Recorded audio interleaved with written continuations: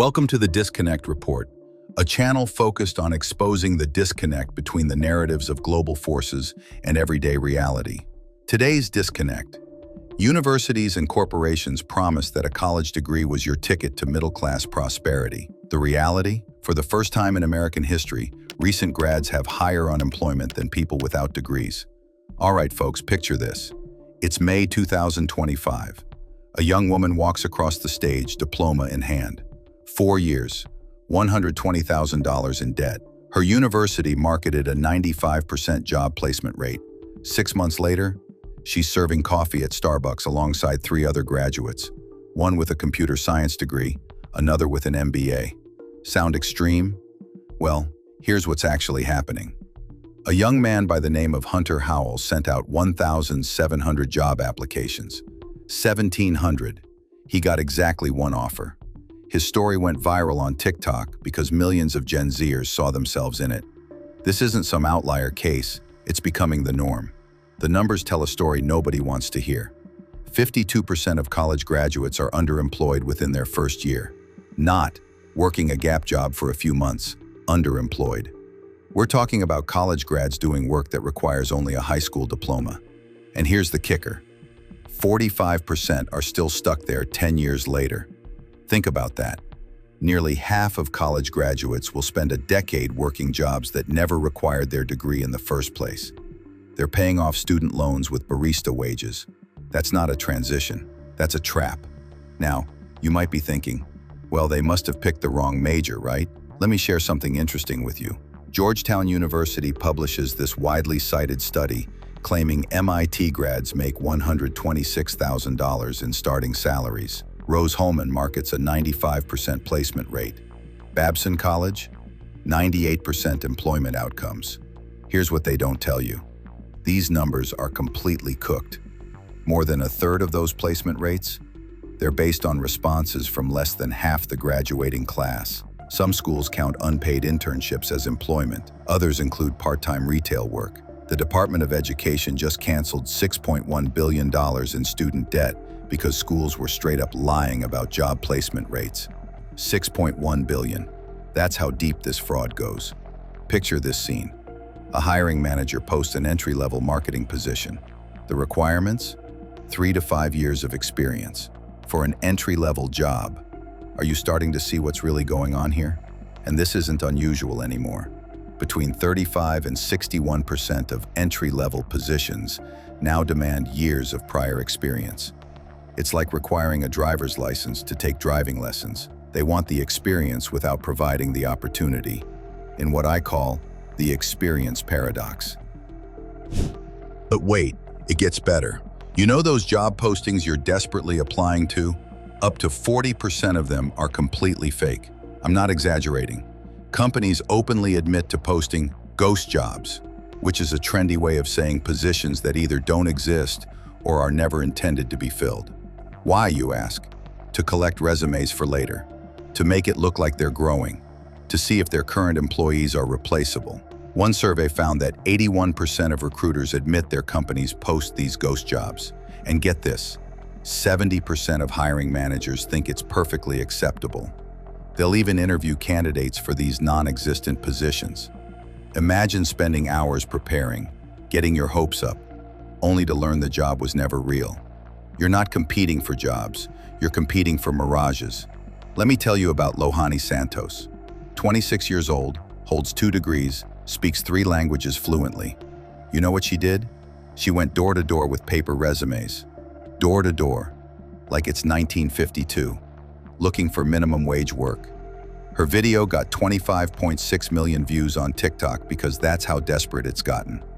A trilingual double degree holder begging for minimum wage, and even that's hard to find. Remember those coding boot camps that promised to solve everything? Learn to code in 12 weeks. Guaranteed job or your money back. Course report claims 88% of bootcamp grads find jobs within 6 months.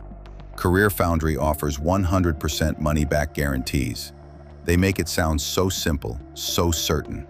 Meanwhile, in reality, big tech cut new graduate hiring by 25% last year.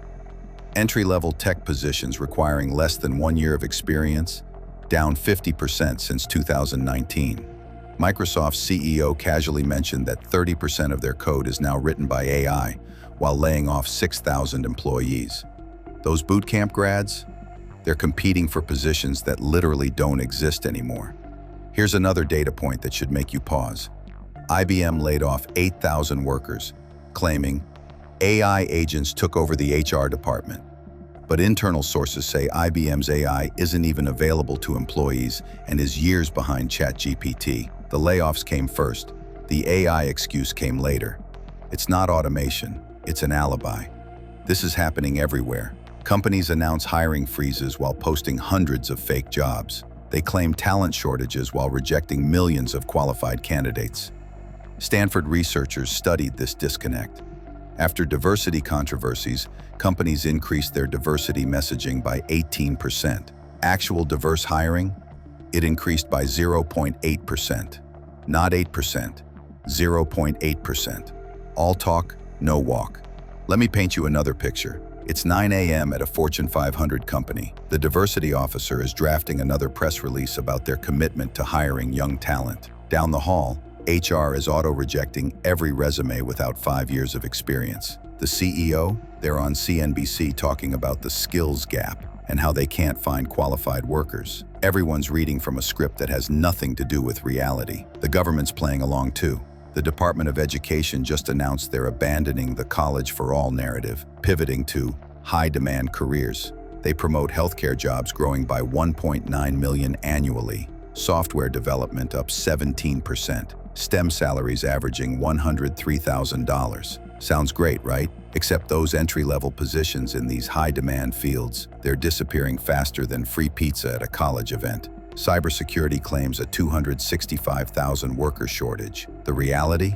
Entry-level cybersecurity has a 10% worker surplus. Too many qualified candidates, not enough jobs. But positions requiring 2+ years can't fill them, because companies won't hire the entry-level workers who would grow into those roles. It's the experience paradox again. Need experience to get experience, but can't get experience without experience. Here's what really gets me. Gen Z did everything right. They went to college like they were told. They learned to code when everyone said that was the answer. They got internships, 40% of them unpaid because that was supposed to lead somewhere.